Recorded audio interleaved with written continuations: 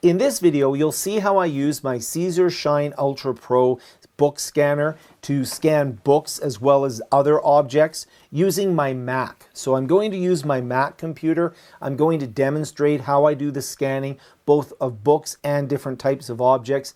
I'm going to focus on the software and going through some of the software. Now, you may have seen some of the other videos that I've done on the channel where I talk about book scanners, the CZUR Shine Pro, the CZUR ET24, and different scanners that I've used in order to either visualize objects or to scan them. Now, in this video, I'm specifically going to use my Mac because I do have permanently set up a CZUR Shine Pro that's connected to my Mac Mini. It just sits on my desk with my other tools so that whenever I need to scan a document or do any type of work, I can have it easily accessible. And the reason that I'm showing you how I do things in my Mac is I think it's important to see the results that I get when I do the scanning, and I'll talk a little bit about some of the caveats that I have. So let's take a look at scanning a book and other exciting objects using the CZUR Shine Pro book scanner on my Mac. The CZUR scanning software is available for Windows, Mac, and Linux. So when you install the software, you'll be able to open it up on your preferred operating system. In this case here, I've loaded it on the Mac, and there's a few areas to look at. So first we have the scanning area, and this will invoke the scanner, and everything underneath the scanner will now be able to see. And here on the side are some very important tabs where I can choose the type of scan that I'd like to do. I have control over the color mode. I can scan a single page, facing pages in a book, which will flatten those pages. I can combine different slides together, and I can do a manual selection of different items. I'll show you some of those in a moment. I'm able to go through the pages fairly quickly and scan them. I have sped up this video just a little bit, but as I go through each page, what I'm doing is I'm looking at the side to make sure that the scan came through clear. And it's important to note that I'm not looking for a huge amount of absolute precision here. I'm looking to scan this book so that I can use it as part of my research. And with the research that I'm doing, whether it's scanned documents, whether it's different objects that I'm working with, I often want to bring it into AI so that I can do further exploration of those topics to understand them more deeply. And when I bring it into AI, I often want to ensure that what I'm doing is private and is secure, which brings us to today's sponsor, Venice AI. I've been using Venice AI for some time now, and what I like about Venice AI is that I have private, anonymous, and uncensored AI usage across a multitude of different models. With Venice AI, if I go in, you'll see I have text-based AI, I have image-based AI, I have video-based AI, so I can generate the different types of things I need for my research or for something that I'm working on. You'll also notice that if you have the Pro plan, you can see other text models, and I have a whole list of text models. You can see which ones are anonymous, you can see which ones are private, you can see which ones even are uncensored.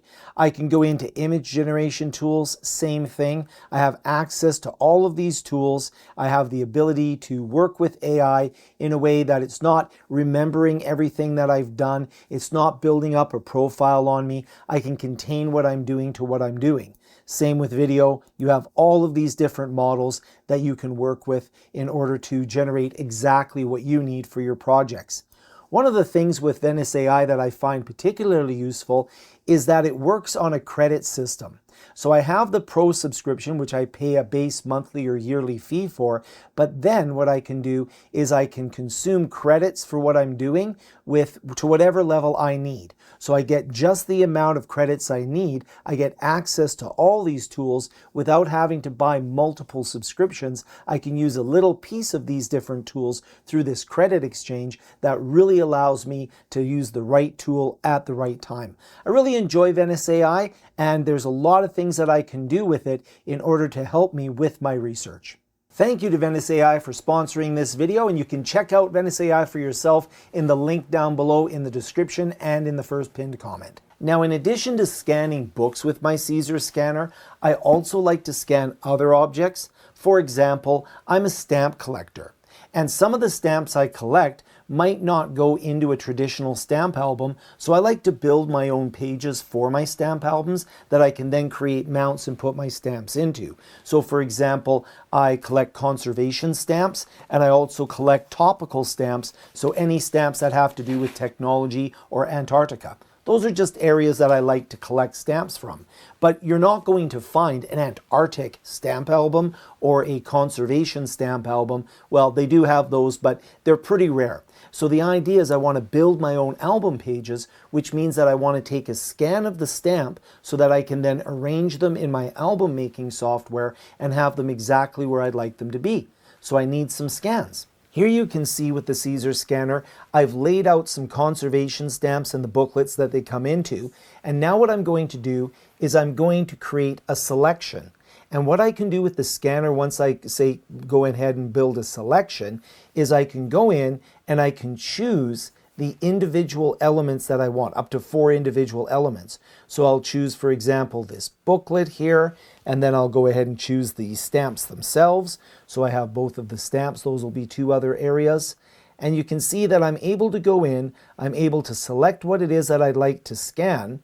And what I'm able to do now is I'm able to go in and with one scan, I'm able to capture all 4 of these objects. And if I'm scanning objects that are the same size, so for example, let's say I have 20, 30, 100 different booklets, I can always put them into the same position.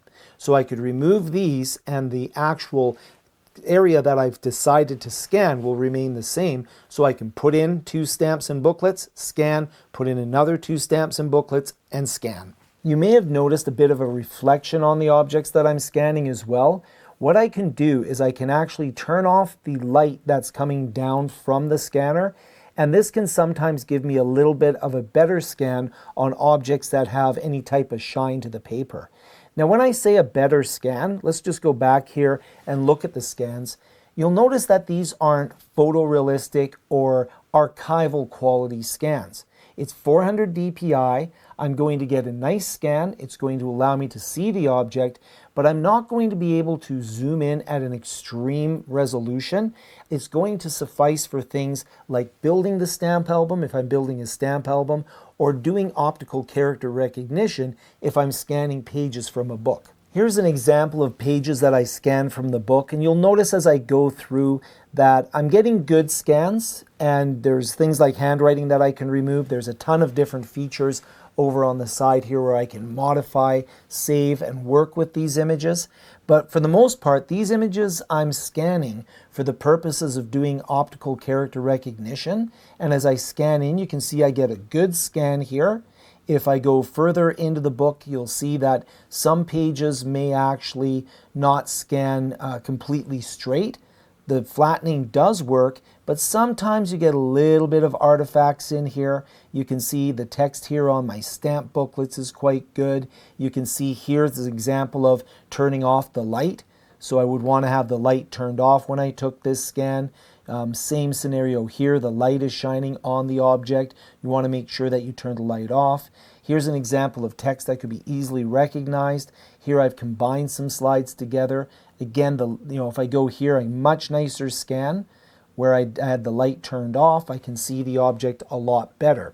So you have to play around a little bit for the type of scanning you're doing. The software also allows you to modify the scans that you've taken, working with color mode, rotation, quality, taking care of overlapping edge cropping, cropping the image themselves, standardizing multiple scans, renaming the scans, which is very useful for page numbering and such. It even has a feature where if you have hole punched papers, you can fill in the little hole punched holes. You can watermark your scans if you want to mark them as research or mark them as original items, whatever the case may be. You can, of course, print them. And it has another neat feature called handwritten erase, where you can take out handwriting from a page as well. So you can do a little bit of cosmetic work on the scans themselves.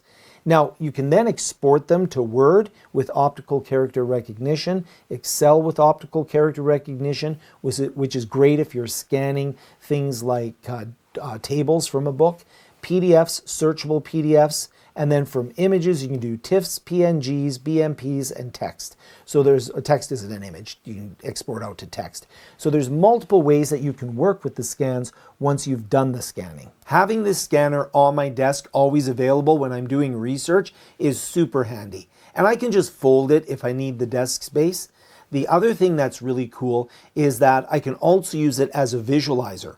So if I'm in an online meeting and I have a physical object, I can actually put that under the scanner and share it out in that online meeting. Comment down below if you'd like to see some demonstrations of that. I'll use it if I'm showing off, say, a Raspberry Pi or some device, even a physical piece of paper that I want to be able to share in a meeting. No problem at all with this scanner.